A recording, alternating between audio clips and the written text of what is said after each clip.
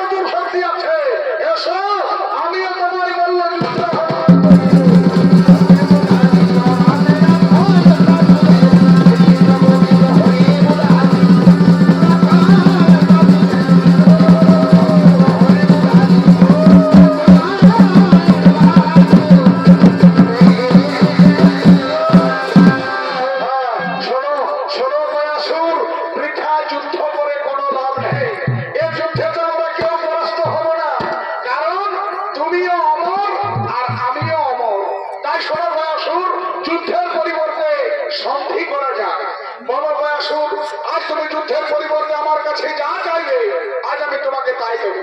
বলো গয়াসুর, তুমি যুদ্ধের পরিবর্তে স্বর্গ নেবে, তুমি যুদ্ধের পরিবর্তে কৈলাস নেবে, না যুদ্ধের পরিবর্তে আমার বৈকুণ্ঠ দেবে?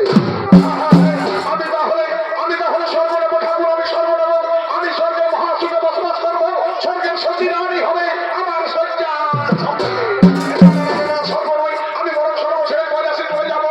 আমি কৈলাসে আরো বেশি সুখে থাকবো, কৈলাসের দুর্গা হবে আমার প্রেম। কৈলাস নয়, কৈলাসে বড় ভূত বাদলের তাণ্ডব। আমি কৈলাসে বেশি দিন সুখে থাকতে পারবো না। আমি কৈলাস ছেড়ে বৈকুণ্ঠে চলে যাবো। আমি বৈকুণ্ঠে মহানন্দে থাকবো। বৈকুণ্ঠের লক্ষ্মী হবে আমার অন্তরের অন্তরাত্মা। গয়াসুর, তুমি শান্ত হয়ে বলো, তুমি কোনটা নেবে? তুমি স্বর্গ নেবে, তুমি কৈলাস নেবে, না তুমি বৈকুণ্ঠ নেবে? আমি আমি তাহলে স্বর্গ নেবো, আমি স্বর্গ নেবো। আমি স্বর্গে মহাসুখে থাকবো। আমি বরং স্বর্গ ছেড়ে কৈলাস চলে যাবো। আমি কৈলাসে মহাসুখে থাকবো। না, কৈলাস নয়, আমি কৈলাস থেকে বৈকুণ্ঠে পালিয়ে যাবো। আমি বৈকুণ্ঠে মহাসুখে থাকবো।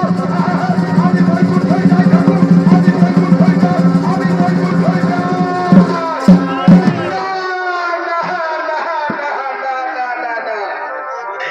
আমি কিচ্ছু চাই না ঠাকুর, আমি কিচ্ছু চাই না। আমি স্বর্গ চাই না, আমি কৈলাস চাই না, আমি বৈকুণ্ঠও চাই না। আমি শুধু চাই তোমার দুটি রাঙা চরণ যেন আমার বুকের উপরে থাকে চিরদিন চিরকাল।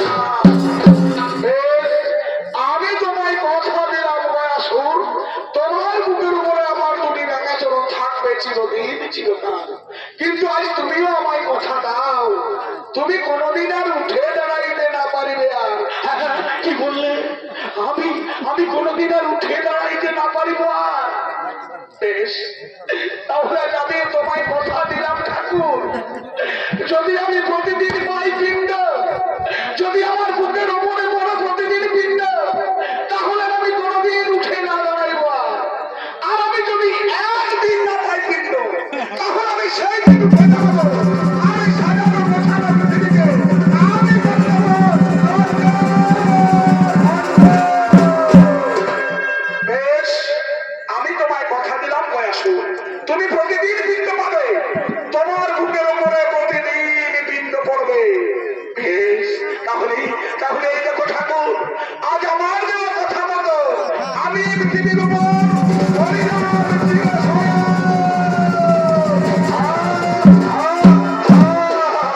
আর আমার দেওয়া কথা মতো তোমার বুকের উপর আমার এই কি করলেন প্রভু? আপনি কোন প্রতিজ্ঞায় আবদ্ধ হলেন? গয়াসুরকে নিয়ে দেবে প্রতিদিন পিণ্ড? আপনি কোথায় পাবেন অত শত শত পিণ্ড? হে ব্রহ্মদেব, তুমি শান্ত হও।